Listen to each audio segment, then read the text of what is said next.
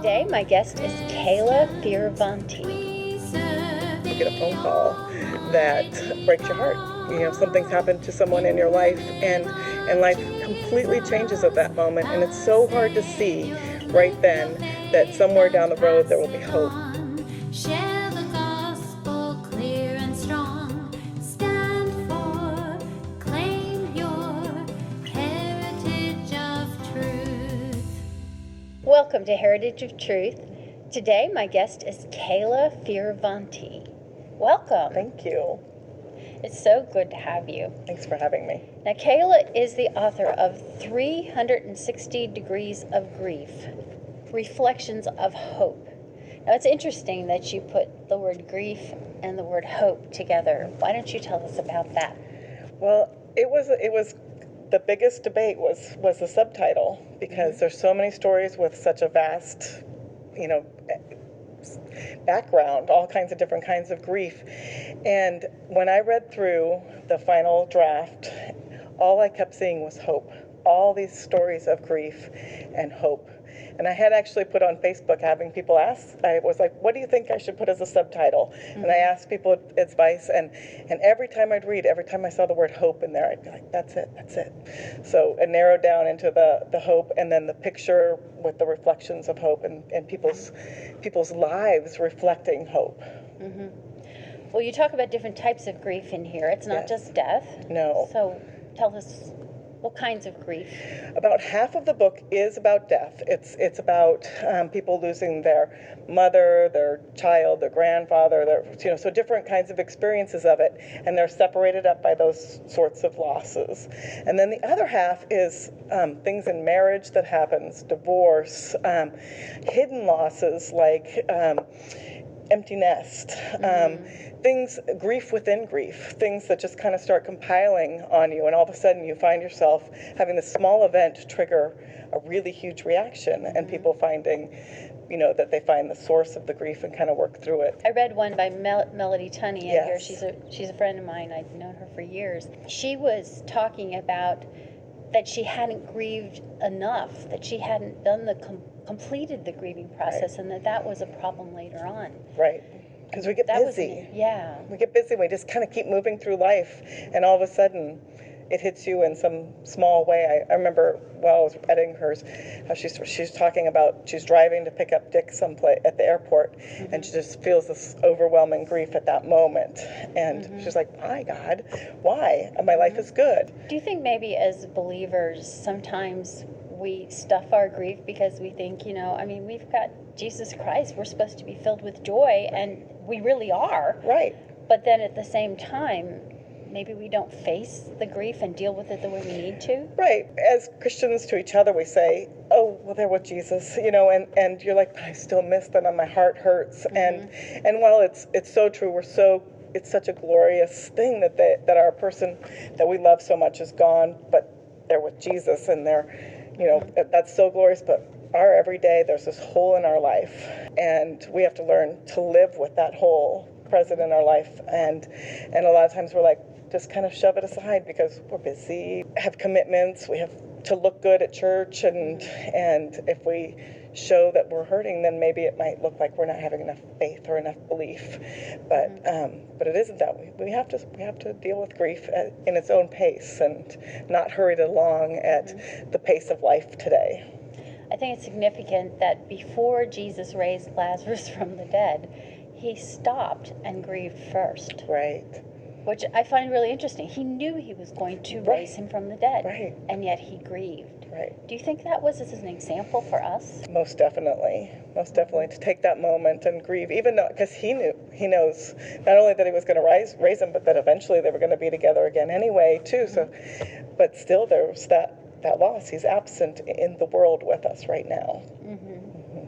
Now, what was the impetus for your writing this book? It came from, my mother died about 3 years ago, and she got sick and died within a 3-week period. It was just very sudden, and so there was a lot of family and friends and people coming around to spend time with her because we knew she wasn't going to make it. And as I sat there by her bedside for 3 weeks straight, just life went that life stopped, and I lived right there and around her bed.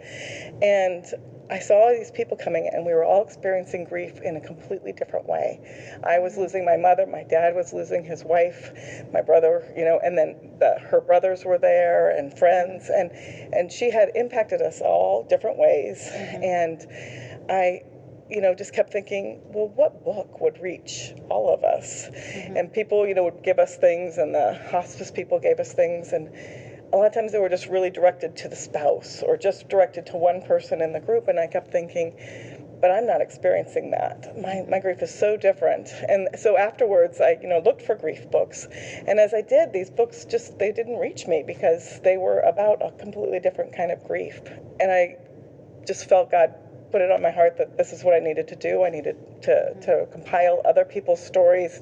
I had a lot of grief stories myself already written about other events, and I thought, that's not enough. That's still not going to reach everyone who's going through different experiences. And so that's what really just led me to open it up and bring other people. And God led amazing people to come to it. It's about 4 times as big as I expected it to be. Who are some of the other people that wrote for it? Steve Green is in there, Melody Tunney at First Call, Clay Cross and Renee Cross. And we've had Clay Cross on the show. Yeah, and they tell their story of their grief that happened in their marriage and the ministry that's come out of that. So they each tell their story separately in there. And then, there's a variety of different people. I have all kinds of entrepreneurs and different writers, people who have been published, people who haven't. It was just a huge variety. We have one that's from a coroner, a medical examiner, and he's participated in thousands and thousands of death notices, and he talks about the grief from the outside and being present through people's different grief experiences and how they impact him. And that was just such a powerful thing to get Dwayne Begoni's stories in there. It was the first thing that he published, and he's working towards some other a book of his own, and it was just really neat to be part of that with him and other authors like that who are getting started, and others who are well experienced, and it was phenomenal. There's countless other people in there. There's 64 authors. And what has been the response to the book so far? It has been amazing. Throughout the whole process, for the editors and for the writers, it was unbelievably healing. There's been things where there's one who turned in her story, and she just really struggled with writing it and telling the story of her son being a drug addict and living in the woods in Washington State. And she turned in her story, and 2 days later, and it was kind of this, she's just having to leave it all in God's hands because she can't do anything, because she's in no control. 2 days later, he called for help. And he's gone through drug rehab during this process. And so there were several stories like that where people were like, they let go of something that they had been holding on to, trying to control, and let go of it, and they had incredible healing in their lives that was so unexpected. Well, what are some of the ways that people are healed from grief? Well, one is not repressing it, like really taking the time to cry. I hate to cry. It's just like really one of my least favorite things. And so as a non-crier, I really learned through the loss of my mom that I needed to take the time to cry and allow myself to, and be patient with myself, and also with other people who don't know how to handle your grief.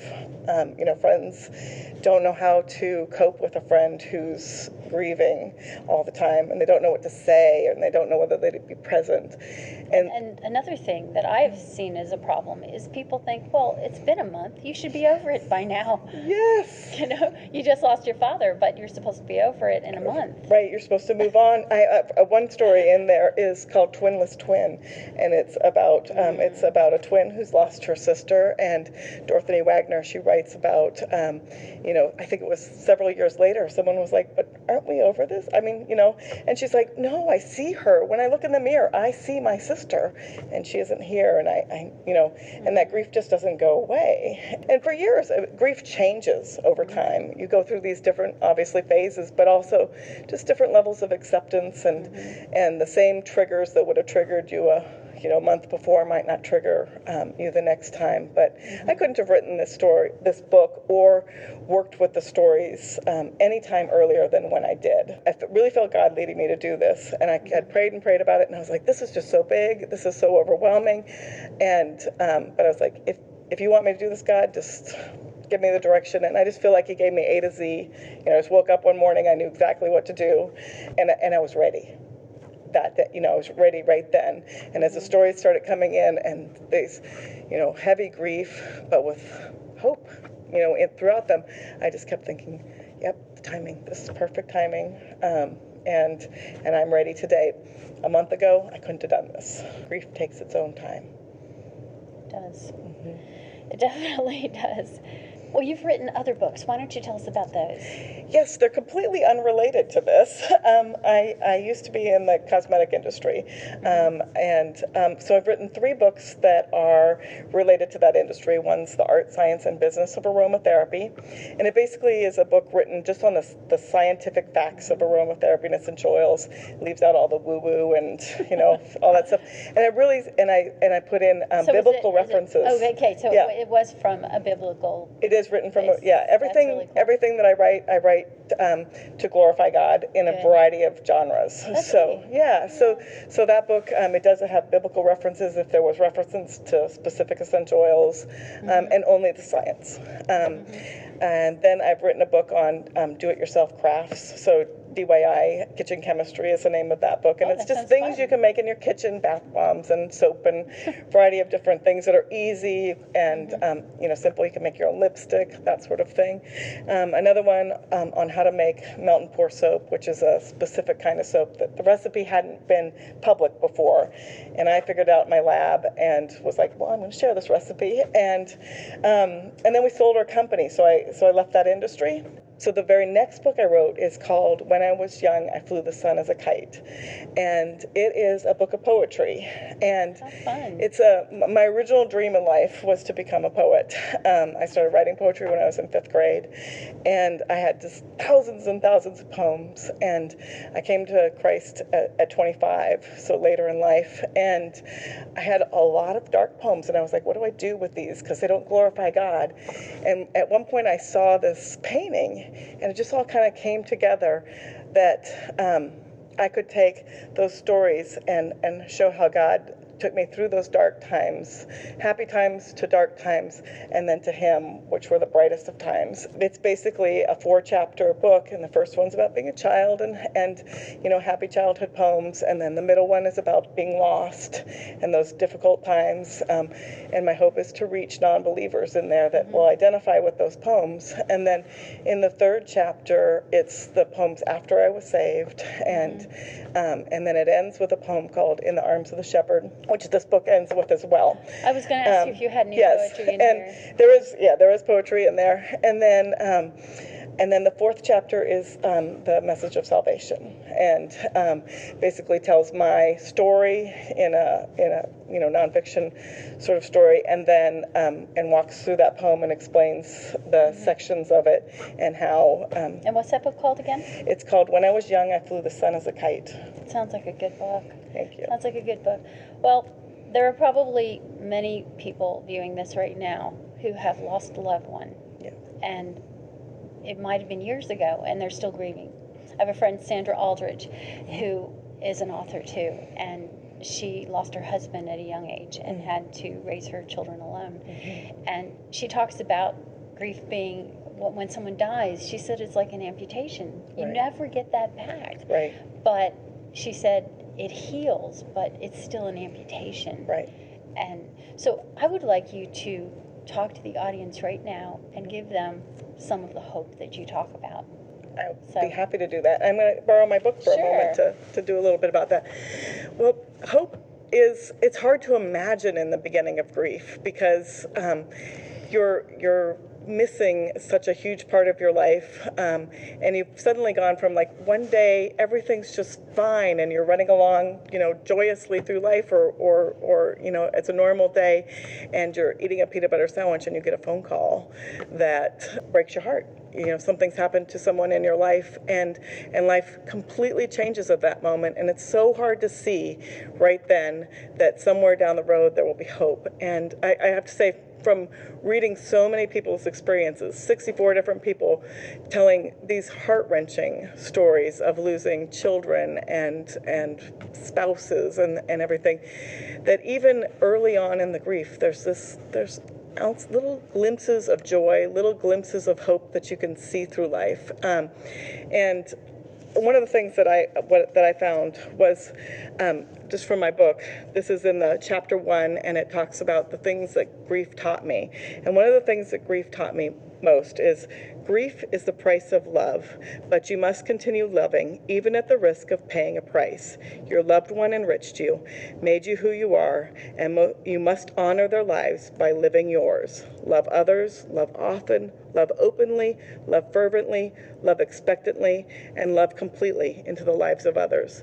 So that's the hardest part when you've lost love, is to keep loving others and being vulnerable during that time. And most of the hope that people found, and most of the hope that I found through grief, is continuing to love the people around me and letting their lives fill me up, even at the risk of knowing that at some point they could grieve me, or I could lose them. Something tragic could happen. But the price is so worth it. Yeah, definitely. Well, where can people find you online? I'm several places, but the easiest place to find this book is at 360degreesbooks.com. And my other website is kaylafioravanti.com. Right. That's why I give both. It's a tough name. Okay. Well, thank you so much, Kayla, for being our guest. Thank you so much for having me.